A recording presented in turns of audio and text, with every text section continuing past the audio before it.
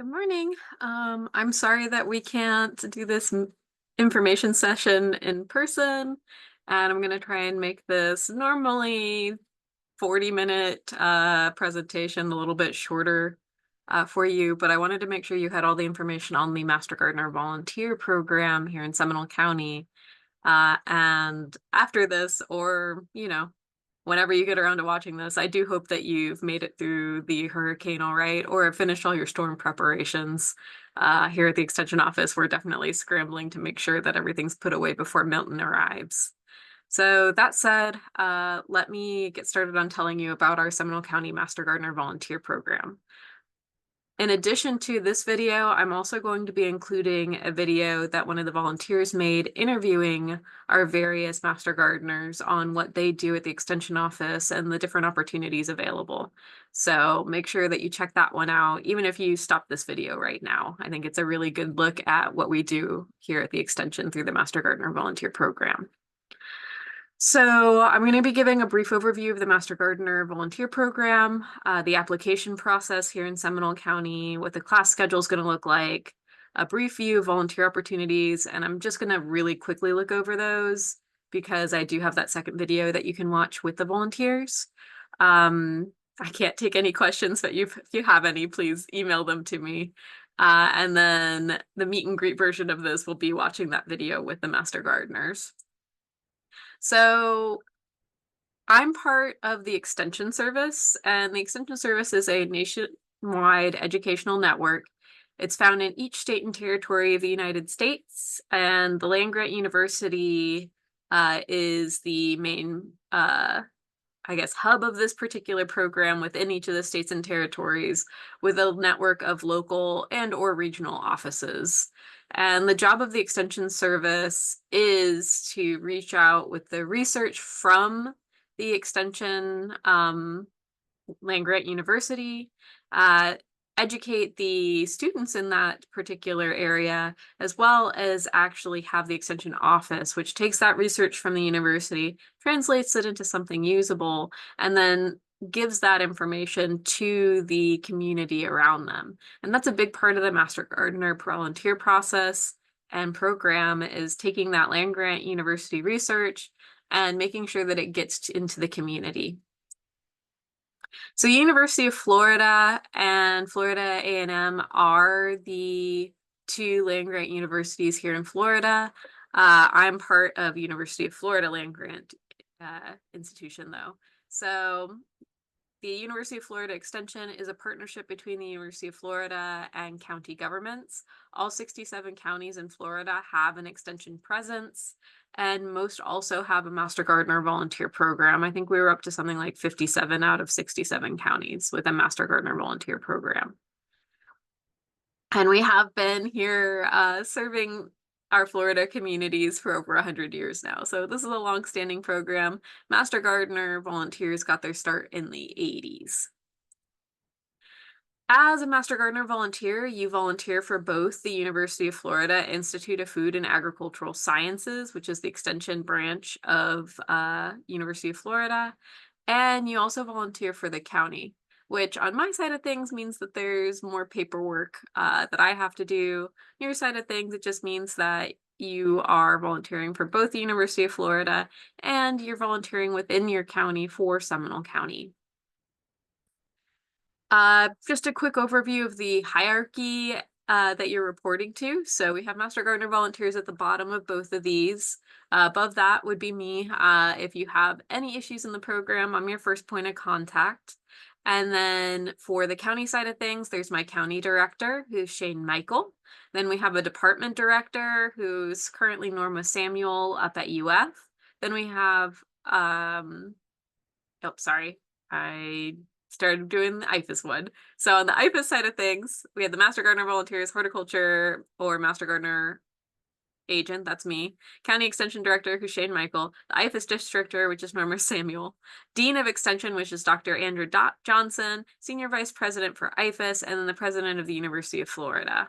On the county side of things, we've got the Master Gardener Volunteers, the Volunteer Agent, that's me, our County Extension Director, that's Shane Michael, our Department Director, who is Rick Durr, county manager, who's Darren Gray, and then the Board of County Commissioners. So when I'm reporting your numbers to my various bosses, eventually those numbers do get all the way to the Board of County Commissioners here in Seminole County and all the way to the president of the University of Florida on the University of Florida side of things. For the vision and mission of the Florida Master Gardener Volunteer Program, the vision is to be the most trusted resource for horticultural education in Florida. And that means that the information that we are offering needs to be research-based and needs to come from reputable sources. Our mission is to assist extension agents in providing research-based horticultural education to Florida residents. So assisting me means everything from manning a help desk, like you can see our master gardeners below doing at one of our gardening events here at the office. It can also mean helping me set up before a class and checking people in. It can mean working in the demonstration gardens to help provide that research-based information. There's lots of different ways that master gardeners actually volunteer within the community here. But at the end of the day, we want to make sure that we're providing trusted resources when we are offering information to our residents. And Master Gardener volunteers are super important. We make sure that we capture all of your volunteer information through our online system called Better Impact. And with the numbers that our Master Gardeners put into that system, we can make reports like this really beautiful one from 2022 that says how many hours volunteers actually spend in their communities the last year. So in 2022, it was over 300,000 hours. It talks about how many continued education hours Master Gardeners got, which was over 34,000. We had over 3,000 volunteers in the state in 2022. I'm sure it's more at this point. I probably should have pulled up the newest infographic, but all of these numbers are reported to the state and to the federal government and to the county government, and we capture all of that through you guys actually reporting the volunteer activities that you do. So it's very important for you to report that information, and also just know that as a Master Gardener volunteer, you're part of a pretty big program that has a lot of awesome impacts. Statewide, Master Gardener volunteers work in demonstration landscapes, work in plant clinics, answer questions both in the office and on phones, work in community gardens, give or assist with presentations, set up exhibits, work with 4-H youth, work with the Florida Yards and Neighborhoods program, and spend a lot of other time doing other cool activities. Here you can see some of our Master Gardeners at our annual Garden Expo doing a radish tasting, where we grew a bunch of different radishes and people were able to come and try the different varieties. There's a lot of different things that volunteers do. For our new volunteer training, trainees receive 72 hours or more of initial training here in Seminole County. And then in their first year, so from the time their training ends until the next year, when we come back around to that time period where the training ended again, you have to provide 75 hours of volunteer time in the first year as a volunteer. And 15 of those volunteer hours have to be at one of our help desks, either a mobile help desk or the help desk here in the office running the plant clinic. You're also required to attend 4 monthly meetings. We have monthly meetings both in person and through our Zoom webinar license. So you can attend from home or you can come in person. I highly recommend you come in person to at least one of them to meet some of the other volunteers in the program. After you get through that first year of gauntlet of volunteer hours, it's 35 hours every year after, plus 10 CEU hours, so continued education hours, and then 2 monthly meetings to remain active. The title of Master Gardener Volunteer can be used only when volunteering, so you're only a Master Gardener Volunteer if you're not making money off of it. You can accept no payment for your volunteer work. You can provide only homeowner recommendations. You're not working to provide information to professionals or farmers. And you're providing only university recommendations. It doesn't necessarily have to be University of Florida. There are other land-grant universities that you can use resources from, but they do need to come from university research if you're providing recommendations to homeowners. And that research-based university information is non-biased information that separates our info from everyone else's in the industry. So we want to make sure we're continuing to provide that. If instead of being a Master Gardener volunteer, you were looking for a professional certification, there are a couple of different ones that I would recommend. So again, this is if you were wanting to start a business, you ended up here for some reason and realized that volunteering is not for you. There are a couple of different certifications you can do. So there's the Green Industries Best Management Practices certification. And if you're going to be applying fertilizer in a commercial capacity, so you want to run a lawn company that also provides fertilization services, you do need to get a GI BMP certification. It's required by Florida law. And that QR code will link to the page for that. There's also the Florida Friendly Landscaping Professional certification. This is a certification to show you have understanding of Florida Friendly landscaping principles, and it also gets your business or your name included on the IFAS website, or the Institute of Food and Agricultural Sciences website, so people can find you and see that you're certified in this. You also get the logo that you can put on fleet vehicles. If you have a vehicle you want to put that on, and you can use it in your advertisements. So this would be another one that you could get. Another really, I guess, really higher level one, this one I would say is on par with getting your Master Gardener volunteer certification, only in a professional capacity, would be the Florida Nursery Growers and Landscapers Association Certified Horticultural Professional certification. And this one targets nursery, greenhouse, landscape, retail garden center, and state, county, and municipal government employees.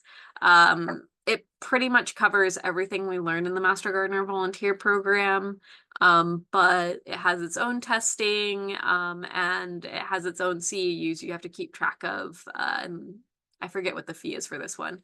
If you do end up getting the Certified Horticultural Professional certification, they actually will waive your requirement to get the GI BMP certification. So if you do this one, you can contact the GI BMP office and also get your Green Industry Best Management Practices certification. So again, if you realize that you didn't want to be a Master Gardener volunteer, going through any of those 3 certification programs would be a good professional move for you. And you don't have to watch the rest of this presentation if you realize it's not for you. For those of you that are still with me and want to know a little bit more about the process of becoming Master Gardener volunteer and other expectations, that's what's going to come next. So first, we have a Master Gardener volunteer screening policy. All volunteers will be screened to at least the basic or green level, which means when you come for your interview with me, for one, I'm interviewing you and making sure that you seem like a good fit for the program. But 2, I will need a copy of your ID. Your driver's license is what we usually make a copy of. And then we search for you in government databases to make sure that you're not on the sex offenders list, that you don't have a felony, and you aren't on America's Most Wanted. If you decide you want to work with youth, either in our 4-H camps or in our schools, there's additional screening. So there's a standard screening policy for all volunteers working with youth through 4-H. Through the schools, there's a school dividend process that you have to go through. And those are extra trainings you have to do. For 4-H, we do a couple of different summer camps most year. So if you are interested in working with those summer camps, you would go through that additional screening.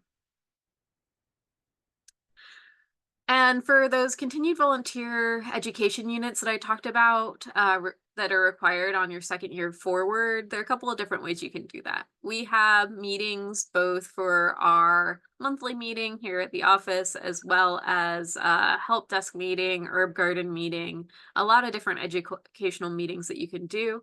I also usually offer 1 to 2 field trips around the state throughout the year, where we go to a botanical garden and maybe a really cool nursery. And those count for your continued education, as well as advanced trainings either through our county here or through the state. There are also conferences. So in odd years, there's a statewide 3-day conference that's actually coming up in a couple of weeks here in Florida for our 3-day conference. Even years, we do a regional 1-day conference. We're in Central District region, so we go to one of the counties within that Central District for a 1-day conference. There's also a Southern Region Master Gardener Volunteer Conference and an International Master Gardener Volunteer Conference in 2023. So last year, the International Master Gardener Volunteer Conference was in Kansas, and they move that around every year. For other continued training opportunities, there is a leadership school that the state offers. It's usually offered in late summer. It targets the county leadership team in the program. And usually we send 2 to 3 master gardeners from each county to this particular event. There are also various field days at the research center. Some of these are only open to master gardeners. Some of them are open to the public, but I make sure to advertise both to the program. And then there are also Master Gardener volunteer trips. In the time that I've been working for Extension over the last 8 years, we've had Master Gardeners go to Italy, Costa Rica, France, California. Recently, they did a trip to Portland, Oregon. So there's a lot of opportunities to learn more in different locations as well. For successful Master Gardener volunteers, you'll be working with me, and I'm Katie McCormick again. I don't know if I introduced myself now that I'm thinking about it. Working with me to match your projects to your interests, skills, and strengths. So please communicate with me on what you're interested in, and I will try to connect you into programs that are either doing that or talk to you about how do we actually get started with a new one. You want to volunteer in areas that you're passionate about. You can see I've got a picture of my master gardeners here that work with our therapeutic horticulture groups. And here they were actually installing a garden at one of our hospice care centers. And maybe you try projects that are slightly out of your comfort zone so you can learn and grow. Maybe you're a little bit interested in giving talks to the community, but you're not sure if you are good enough for that. We have a group that practices talks before they go out in the community. You are welcome to do practice talks with us before you go out and start giving them to various garden clubs and community gardens. And just some more tips for a successful Master Gardener volunteer career. Make sure you're talking with me. I don't bite. Please let me know if you're not able to make your hours for the year, if you're struggling to find something that you want to do in the program, or if you have any concerns or questions, please talk to me. I am here to talk back to you. Please make sure you're reporting your time as a Master Gardener. That's how I make sure that you're meeting all the requirements to remain active in the program. Make sure you're delivering your best customer service as well. For one, make sure you're using that University of Florida information or other university or land-grant university information when talking to our clients. But also, if you wake up on the wrong side of the bed, you don't have to come in. You're a volunteer. Just let me know that you're not able to make it, and that is fine. Also, make sure you keep learning. Even in the time that I've been here at the Extension Office over the last 8 years, the information I learned in my first year has shifted. We're always learning more about plants. So make sure that you continue to educate yourself because things are always changing. And also make sure that you have fun. You can see on the screen here one of our award potlucks that we usually do around the holiday season. And we do try to have fun events for the Master Gardeners, but I also think that working as a Master Gardener here at the Extension Office can just be fun on its own. For the application process, oh, and here I just realized I forgot to shift some dates around when I was making this presentation up. So go to the Seminole County Master Gardener website or SeminoleCountyFL.gov website. If you search Master Gardener, we're the only page on there. You can also just search in Google Seminole County Master Gardener, and we're the first search result on Google. There is information on the program there, and then also the application is there for you to fill out. Once you have filled out the application, I will email you with the interview dates. I'll be interviewing all next week, which is I want to say the 13th through the 18th, something like that. So I am sorry that my interview dates are incorrect on here. Then once we've interviewed you, we'll be calling your references, doing your background check, and then you'll receive a response of if you're accepted or not the week after usually. If you're accepted, the payment of $250 for the class is due by the first week of December. I also assign you a Master Gardener mentor who will be your point of contact if you have questions on how does Better Impact work. What are some cool different volunteer activities you could be doing? And then you'll want to attend class. And the dates on here are wrong, but on the next slide, they are correct. So we'll move forward in a second. We aren't meeting twice a week either. So let me just switch over to our next slide. So our class schedule begins January 6th, goes through March 31st. We'll be meeting Monday nights from 5:30 p.m. to usually around 7:30 p.m. I put 5:30 to 7:30 here just to give us that complete 2-hour block if we need it. And we cover a lot of different material in that time period. So everything from our Florida-friendly landscaping principles down to plant propagation, palms and arboriculture, tree care, fruit trees and citrus. For this class schedule though, keep in mind, while we're meeting once a week for fun hands-on activities on those Monday nights, you will be expected to actually watch lectures on your own time during that week before class starts that cover whatever topic we're going to be handling in class. So for instance, for Florida-friendly landscaping and orientation, you have probably about 3 hours of videos that you'll be watching that are pre-recorded lectures on those particular topics. And then we'll be meeting in person to go over the hands-on activities for that week. It's mostly looking at our cool gardens here, talking about the principles in action in those gardens, and also having you all meet each other and get oriented to the building. Whereas for botany and soil, we might be doing some hands-on activities where we look at plants and walk through how do you identify these plants. So, but in the week before that, you would actually watch a video recording of a botany section of the class talking about the identification of plants, the features that we look at, or for soil, looking at what actually is the composition of soil, what does that look like in Florida, and how do we handle that when we're talking to clients. So again, we'll be having pre-recorded lectures for this class beforehand. You do those on your own time in the week before the class that we're going to do the hands-on portion on. We meet once a week on Mondays to do that hands-on portion, and we'll be meeting January 6th through March 31st. For extra notes, make sure you bring a sweater. Sometimes the air conditioner / heater in the auditorium works. Sometimes it doesn't. Sometimes we're outside. Sometimes we're inside. I will let you know before we do classes outdoors to wear your outdoor clothes if we're going to be getting a little bit dirty. Snacks, water, coffee, and tea will be provided in the first week. And then after that, I will continue to provide water, coffee, and tea. And you will be assigned a group to bring a small amount of snacks to share with the group while we're meeting for those 2 hours. We have a lot of different volunteer committees here at the Extension Office. The Seminole County program is up over 100 volunteers. So we have a lot of different things that we do in the community. And here are just a couple of them on the screen.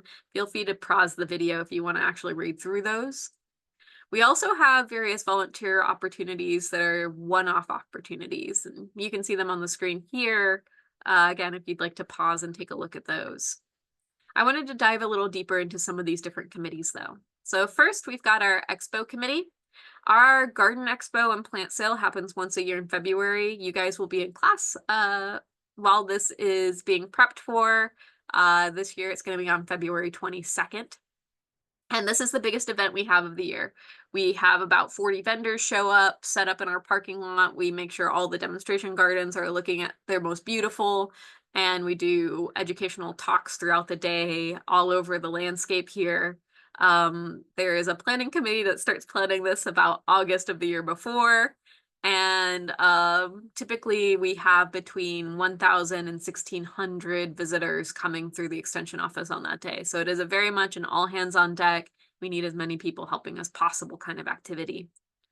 We also have a lot of demonstration gardens on property here. So our pollinator garden sits between the auditorium and the extension office, and we keep a bunch of different pollinator plants in there that are constantly growing. Here you can see one of our passion flowers with a bunch of zebra longwing caterpillars on it. We also have a vegetable garden. I'm trying to shift this one over to a year-round garden. So if you're interested in vegetable gardening year-round, this might be for you starting in the next year. We are about to revamp it as well, but right now it's usually grown out for our gardening expo, which you can see this is a picture of that garden expo happening. And we showcase all the vegetables you can grow seasonally during that time of year. We also have an awesome herb garden team. This team meets every Tuesday in the garden to weed the garden and learn more about herbs. They also have a monthly meeting on the last Tuesday of every month. The herb garden mentor is Bassem Hilal, and he has done an awesome job of both starting this herb garden and keeping it running over the last 8 years that he's been a master gardener. You can learn how to grow, propagate, harvest, and use herbs in your kitchen and beyond. And this is a really great way to also get some cuttings off of herbs, because Bassem is a wonderful teacher when it comes to how do you propagate these plants as well as how to care for them. We also have a composting committee that provides compost for our gardens and composts everything that comes out of our gardens. So if you're interested in learning how to compost, that is a committee that you can join as well and help out with our compost bins.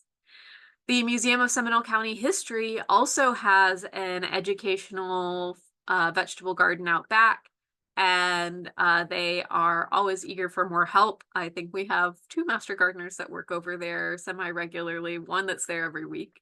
So if you're interested in gardening in a historical context, that garden would also be available. We also have a school gardens committee who assist with on-site projects, do class presentations for schools, offer in-class activities, and participate in special school events. So if you're interested in volunteering with the schools, you can join that school gardens committee. We also occasionally participate with 4-H garden activities. There's also some really amazing curriculum for 4-H garden activities, and if you're interested in starting a 4-H club, I would definitely support those efforts. We also do mobile plant clinics within the community. So every weekend of the month, we're either at Lowe's or Home Depot offering a mobile plant clinic. During the springtime, we get a lot of requests for mobile plant clinics out at the different cities and parks for their various Earth Days, Spring Days, Kid Activity Days, Arbor Days. So if you're interested in going out in the community and offering information, mobile plant clinics would be a great community to join. You can also start your own mobile plant clinic if you can find a couple friends that want to work with you in your community to start doing this. I know we've been trying to find somebody to work at the Lake Mary Farmers Market for a couple of years, and I would love to have somebody at the Sanford Farmers Market as well. We also have our help desk here in the office, which is where we have a master gardener here 5 days a week in 2 separate shifts, actually answering calls, emails, and walk-ins from our community members that come to the office here at the extension. We also do soil testing, so people can bring their soil to the extension office and get the pH tested, and I need master gardeners willing to do that activity. We do occasionally have a seed savers group that meets. I don't have anybody heading this right now, so it really depends on my schedule whether we meet or not every year. This is a place where we exchange seeds as well as get together and do a program seed order through a seed catalog, have those seeds come, and then we parcel out the seeds so everybody can go home with them. I also have a speakers bureau. So if you, again, want to practice talks before you go out in the community and give them, the speakers bureau one allows you to practice those talks once a month in front of some of your master gardener peers and have them offer some advice on how to actually make that talk better or more cohesive or more interesting. And then we too, once you have gone through that speakers bureau and made sure that your talk is up to the standards we have, you can get requests from the community to go out and give those talks to the community. A lot of our garden clubs reach out looking for talks, as well as our community gardens and our schools. So if you're interested in maybe becoming a speaker, I'm always looking for more people. I have also introduced citizen tree pruners. So this is helping to prune our city and county trees to increase the health of our urban forests. We do an advanced training on how do you actually prune trees and shape the young trees into nice trees going forward. And then I schedule a couple of days per year where we go out to different county parks and actually prune trees in those parks. If none of the things you saw on your screen so far interested you, we do have an extension roadmap that you can use to help you determine if a new project would fit within the extension plan. So the extension roadmap covers our high priority initiatives, what the extension is actually trying to change within our communities in Florida. And if your program fits within that, then we can discuss actually maybe making that a program here in Seminole County as well. For program development success, I already have way too many cool things that I want to do. You can see I'm running the Master Gardener program. I've introduced citizen tree pruners. I help out with our garden expo. I do a lot of things already that are fun for me, and my program's pretty full. So if you're wanting to introduce a new program, you'll have to do most of the work. I'm happy to support you, but I'm not going to take your cool idea and make it into reality. I've already got too many cool ideas. So you can work on your own and with me to develop your idea into something, make sure it fits within that extension roadmap, and then recruit other idea or other volunteers to help implement the idea. One really beautiful example of this is the hydroponics in a jug program. This was started by a retired Master Gardener volunteer, Rudy White. He went through the process of spending a year or two actually experimenting with growing the lettuce in a jug, really drilling down to what are the minimum things we need to actually turn this into a program. He helped me offer a training for Master Gardeners on how do you actually grow the hydroponic lettuce in a jug, how do you do this program in a way that is helpful for students. He created a whole manual for me on how do you implement this in the schools. And then after all of that, I'm able to, when we do our school garden training for the school volunteers, say, hey, if you want us to come out and offer hydroponics in a jug to the schools, let us know. This is a program that we have available. And that's pretty much all I have to do. We train the volunteers together. He actually created the whole training himself with just a little bit of input from me. And this has been a really successful program. Last year, we went a little crazy and did this for every single student at Castleberry Elementary, which was 700 kids in 2 days. We'll never do that again, but it was a really amazing program and something that we still offer. So again, if you aren't interested in any of the programs we already do, you can ask for my help in developing a new program, but you'll be the one in charge of it. If you have any questions, please reach out to me. I'm happy to answer them. If any of this sounded interesting and exciting to you, please fill out the application on our website. Um, Also, if the fee for the class seemed too high for you, please reach out to me. I offer usually two either full or partial scholarships per year for this program. If we have more people interested in partial scholarships, then I can offer more partial scholarships than I can full scholarships. But I'm happy to work with you either on a payment plan or to waive those fees if you really can't cover it. I don't want the cost for this class to keep anybody from actually taking it. So that's the Master Gardener volunteer program here in Seminole County in I guess, a nutshell. If you are interested in learning a little bit more, like I said, I'll add that extra video where the Master Gardeners are actually being interviewed on what they do in the program. It's a really wonderful video, and you get to meet some of the volunteers here in Seminole County. I hope to see you at interviews next week, and I hope that you also get through this storm okay. I know it's a little bit scary looking at this point. Um, Thank you for watching this video all the way through, and I hope to see you soon.